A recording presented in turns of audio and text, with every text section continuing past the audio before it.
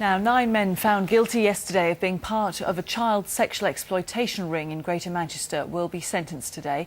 The men from Rochdale and Oldham groomed girls, one as young as 13, and passed them around for sex. Well, the defendants were Asian and the victims white.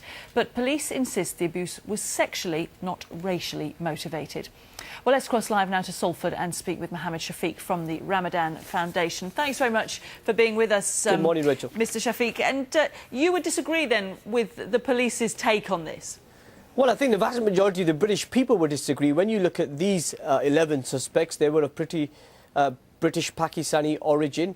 And if you look at the victims, they were white. If you look at the recent 69 convictions we've seen, 58 British Pakistani men. So clearly, as members of the Pakistani community, we've got to say to ourselves, yes, we've got a problem. We've got a problem because these people think white girls are worthless. They think they can use these girls.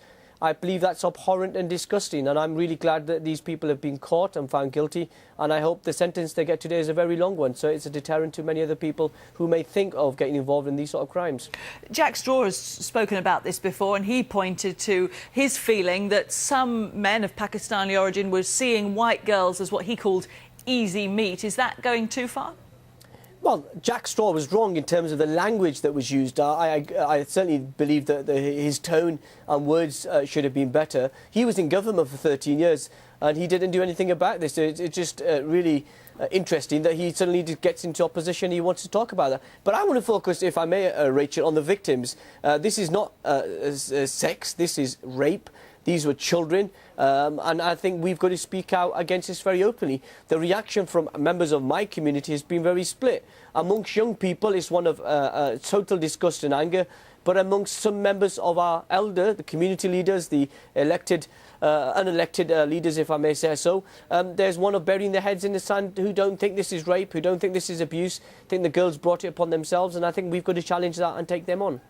So just to tease that out a little bit more, you think the older members of the community are doing that, they're in denial essentially. It's not because they perhaps are uncomfortable speaking about these issues, they don't accept that there is necessarily an issue in the first place?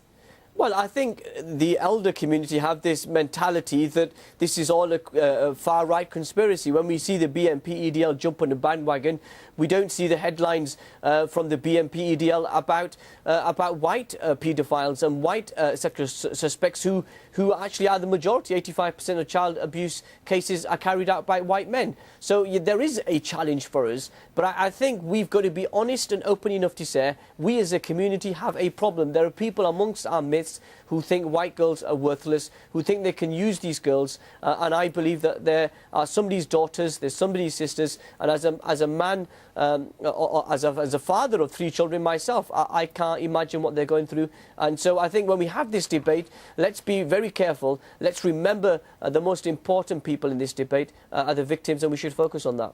OK, Mohammed Shafiq from the Ramadan Foundation, thanks very much for your time. Thank you.